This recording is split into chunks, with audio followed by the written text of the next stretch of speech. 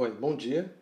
Eu sou o professor Oderbal, do Departamento de Ciências da Saúde da UFSC Araranguá e também coordenador do Laboratório de Biologia do Exercício.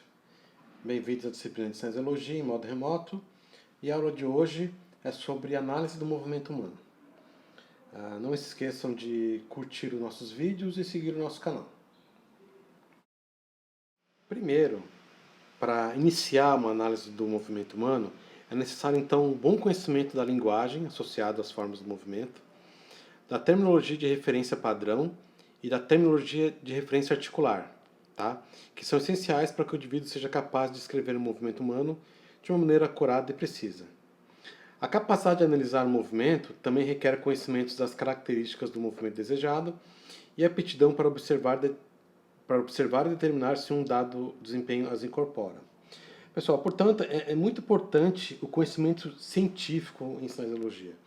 É importante estudar cinesiologia antes de fazer análise do movimento humano. Tá? Então, não somente estudar a cinesiologia, mas como também ter um conhecimento do movimento. Por exemplo, quais as características típicas da marcha, o apoio, o pêndulo. Tá? Então, a gente precisa estudar os movimentos antes de analisá-lo. Tá? Então, sentar, levantar, a musculação, os esportes.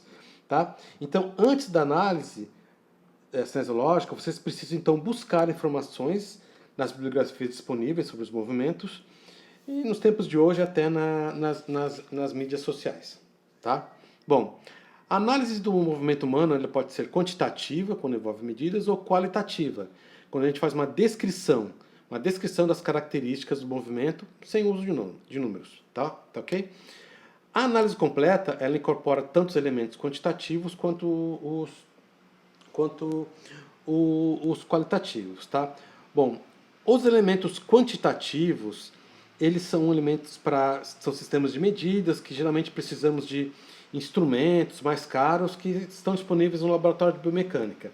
Aqui no nosso departamento o laboratório é o LARAL, o Laboratório de Análise e Reabilitação, tá, do movimento humano.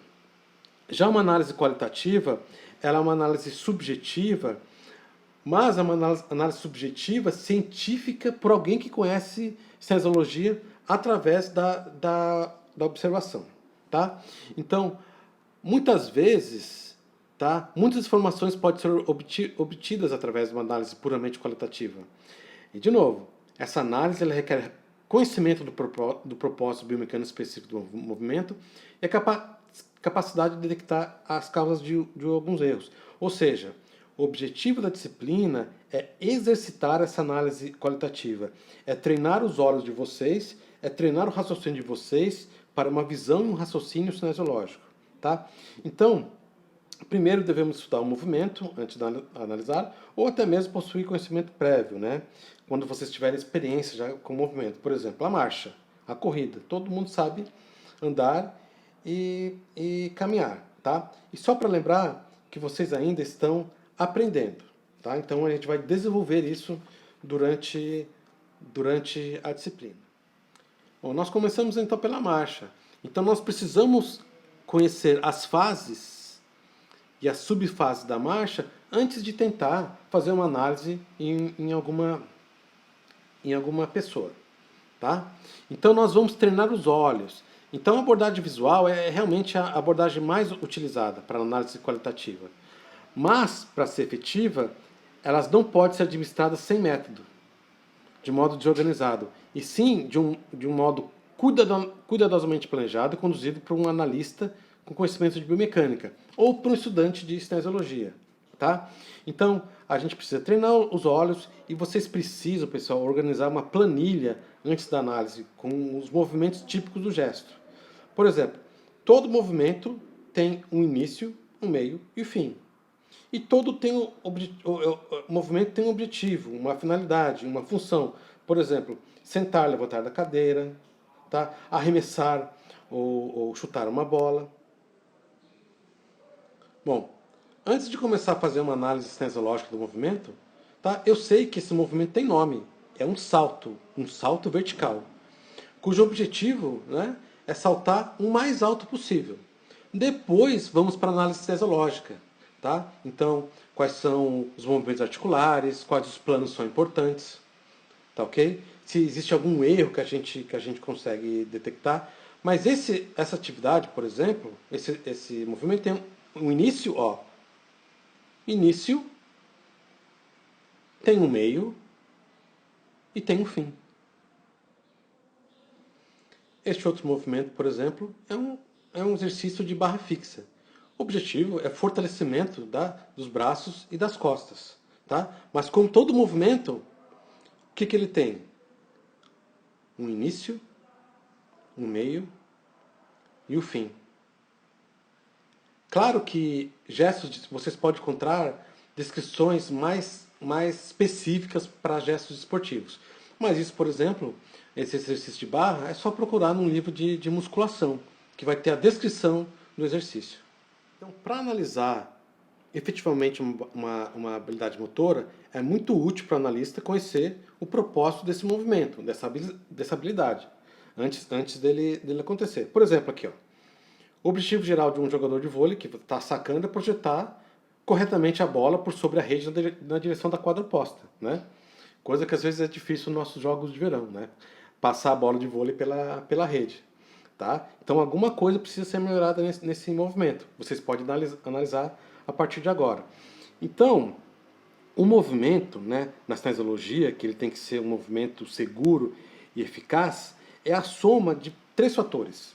Número 1, a soma coordenada das forças, que é a cinética, dos movimentos, que é a cinemática, e também do controle neuromuscular. Tá? Coisa que vocês vão aprender ainda durante essa disciplina e durante também o curso.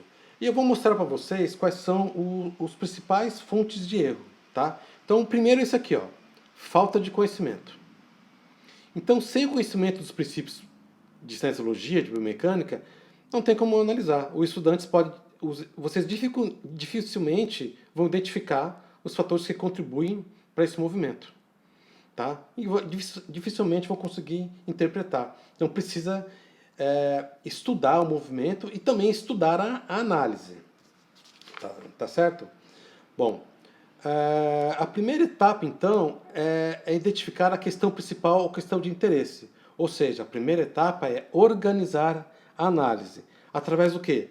Através de uma lista, tá? Ou de uma planilha, ou de uma tabela, que vai ser útil para ajudar na detecção dos movimentos críticos do que vocês estão avaliando. O que significa esse slide? A palavra organização. Então, organize-se. Tá? Depois, o analista deve procurar determinar a perspectiva ótima para a observação do movimento. Qual a perspectiva? Nós temos, então, 3 planos cardeais principais: frontal, sagital e transversal. Então, quando vocês vão analisar o movimento, o interessante é filmar ou observar esse movimento nesses 3 planos. Tá? A gente vai dar destaque aqui para o plano frontal e para o plano sagital. Tudo bem? Porque o plano transversal a gente precisa de um pouquinho mais de tecnologia. Então, a perspectiva ótima para a observação do movimento são os planos cardeais.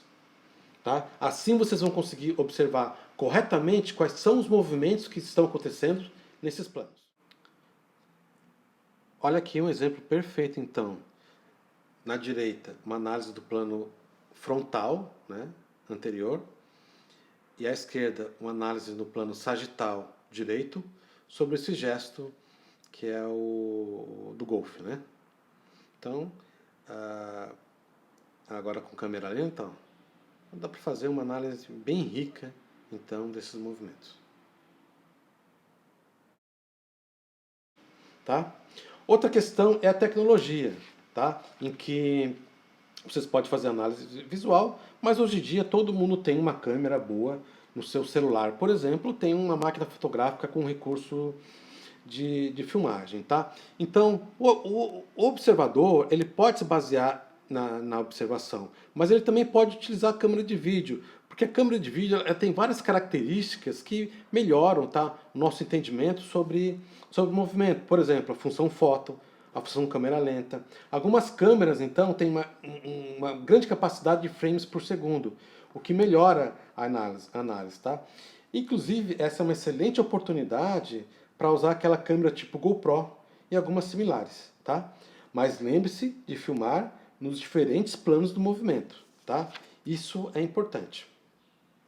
E um erro muito comum também é a distância, tá? Então vocês tem que estar próximos do movimento, tanto do ponto de vista visual quanto do ponto de vista de câmera, tá? Porque às vezes é difícil enxergar, observar o movimento quando ele tá distante, tá? Vou mostrar aqui para vocês uns erros típicos do YouTube. Olha aqui um erro comum, a distância. Essa é uma vista muito interessante para a gente avaliar os movimentos do tornozelo e do médio pé durante a marcha, mas não com essa distância. Com essa distância, a gente não consegue enxergar nada. Outro exemplo, né? Que além do vídeo estar se movendo, e os planos então não ficam perfeitos, né? O plano frontal posterior, está muito distante, né? O filme. Então o que a gente consegue analisar? A gente não consegue analisar nada. No máximo a cadência, só isso.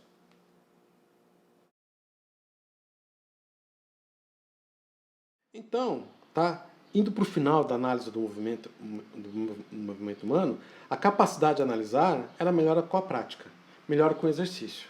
Tá? Então, quando vocês estiverem no shopping, numa calçada, pessoal, fique observando as pessoas fazerem seus movimentos, principalmente a marcha. Então, somente com a prática que vocês vão estudar. Agora, uma prática fundamentada em cima dos estudos, tá? Que é o objetivo da disciplina de Cinesiologia 1 e 2. Tá ok? Por exemplo, na disciplina de Cinesiologia 2, vocês vão introduzir o que a gente conhece por anatomia funcional, que são os componentes musculares e articulares do movimento. Então a gente vai dissecar esse corpo humano e como ele está contribuindo para o movimento. E aí vocês vão ter que fazer, então, um relatório dessa análise. Muitas vezes é um relatório escrito, ou um arquivo de áudio, ou um arquivo de vídeo, tá? Que vai precisar da capacidade de redação e oratória de vocês, que são domínios anteriores a essa disciplina, não é o objetivo das aulas. Tá? E aí vocês vão apresentar o quê? A descrição do movimento, tá? Apresentar o movimento que vai ser analisado, muitas vezes até alguns alunos colocam a história do movimento, que é muito interessante, e apresentar a análise cinesiológica, cinemática, a cinética, anatomia funcional, dentro do que vocês já tiverem aprendido das duas disciplinas. Tá? Tanto o análise escrito quanto o áudio e vídeo exigem precisão, clareza e a linguagem correta. Tanto o português quanto a terminologia científica. Tá? Então, vou passar agora especificamente para vocês alguns tópicos, tá? Que são interessantes para a análise da marcha. Então, primeiro é a cinesiologia temporal, que são os eventos, que são as fases da marcha que estão acontecendo e os movimentos. Vou passar para vocês duas tabelinhas, uma de critérios qualitativos e uma de alterações mais comuns durante as fases do ciclo. Tá? Vamos lá então. Então, quando a gente estiver avaliando a marcha de alguém, além daqueles eventos de cinesiologia, a gente também pode avaliar esses 8 pontos aqui. E pontuar entre 0, sem desconforto, 1 e 2, desconforto moderado, e 3, perturbação acentuada. Né? Um desconforto leve, o 2, um desconforto maior. Tá? Então, o comportamento durante a marcha. O que vocês acham? É uma marcha decidida, sem apreensão? Ou a pessoa ela acaba jogando seu corpo mais para frente, tá? Ou mais para trás, tá ok? Mas tem uma boa coordenação, tá? E aí, se tiver o corpo muito para frente, que é cabeça, braço e tronco, e um pouco de descoordenação, tá? A gente avalia como 2. Se estiver um pouco para trás, passos muito hesitantes, a gente avalia como 3. A gente consegue também avaliar qualitativamente, subjetivamente, a variabilidade do passo. Então, o que vocês acham? Os passos estão fluidos, homogêneos em comprimento, em rapidez e outras características. Então, recebe nota 0, sem desconforto. Existe algumas vezes interrupção do ritmo, tá? Uma quebra do ritmo. Pontuação 1. O ritmo é imprevisível, né? Tem um ritmo perturbado, também de balanço dos membros superiores. Ponto 2. Os movimentos totalmente irregulares durante o deslocamento. Ponto 3. Quanto ao equilíbrio, se não tem perda de equilíbrio e nem desvio, tá? então 0. A cada 30 metros, um desvio lateral, ponto 1. 2 desvios, tá? A cada 30 metros, 2 e 3 ou mais, pontuação 3. Tá ok? Em relação à nitidez do contato do calcanhar com o solo. Então, a gente consegue ver perfeitamente o ângulo do tornozelo e o impacto direto. Então, o tornozelo ele chega rígido e a gente consegue ver aquele impacto nítido, ou é apenas um contato macio. A gente consegue ver, mas a pessoa perdeu o impacto. Tá? Ou o pé colocado horizontalmente, diretamente sobre o solo. Isso para a marcha é uma alteração, mas pode ser um tipo de pisada para a corrida. Ou até mesmo a pessoa coloca o antepé, a ponta do pé, na frente do retropé. Tá? Bom, como que é a extensão do quadril que a gente consegue observar durante a debulação?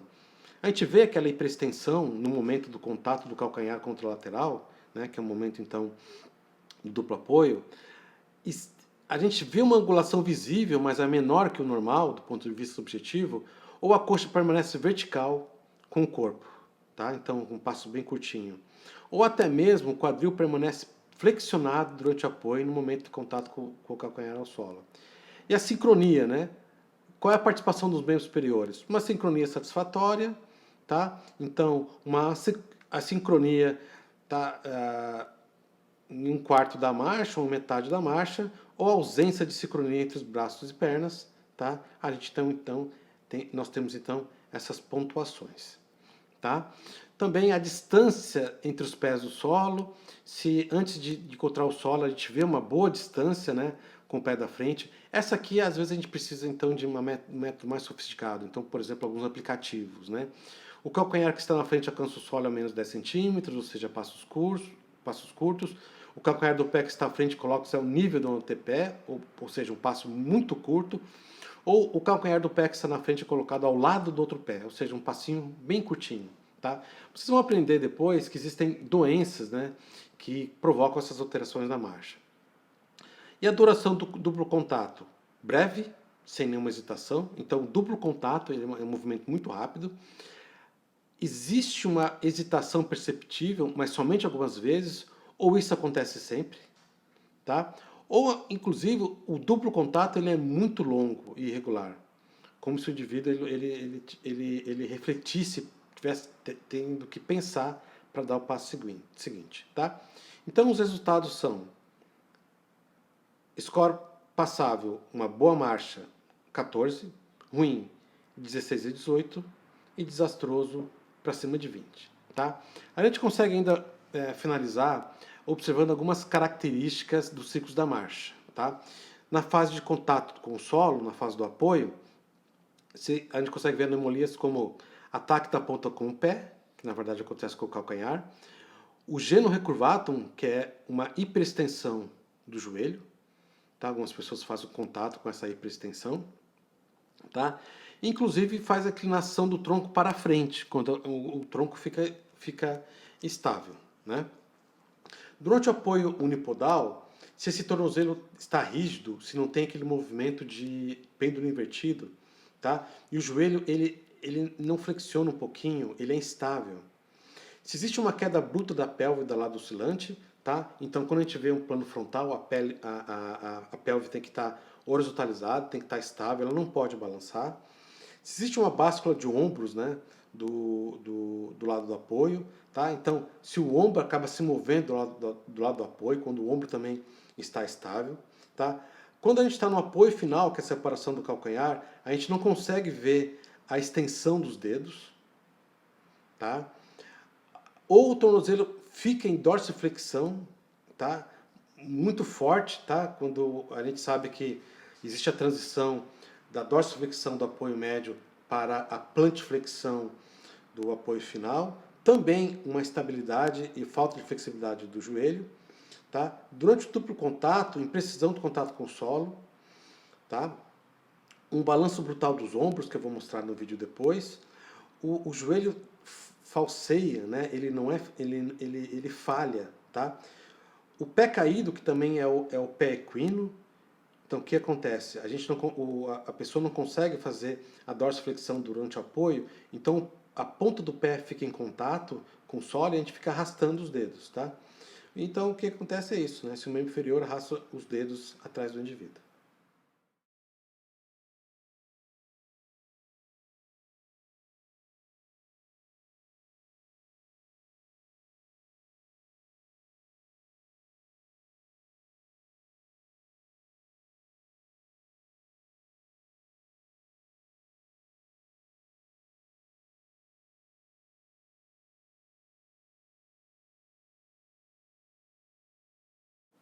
Aqui então tem uma demonstração divertida daquele Sailor's Gate. Então quando a pessoa não tem coordenação, o que ela faz? Ó? Né? Ela se equilibra utilizando os braços. E não existe necessidade desse movimento de membros superiores para a marcha normal. No caso desse bebê que está aprendendo, tá? Ou no caso de uma pessoa com alguma doença. Bom, essas foram então algumas orientações para uma análise cinesiológica do movimento. Claro que vocês podem evoluir a partir disso, tá ok? Bom, finalizando a aula então, obrigado pela atenção de vocês. Não se esqueçam então de curtir o vídeo, seguir o nosso canal e ver, né, as novidades do nosso laboratório no nosso site, o www.labioex.ufsc.br e nosso Instagram, labioex_ufsc. Tá bom? Tchau.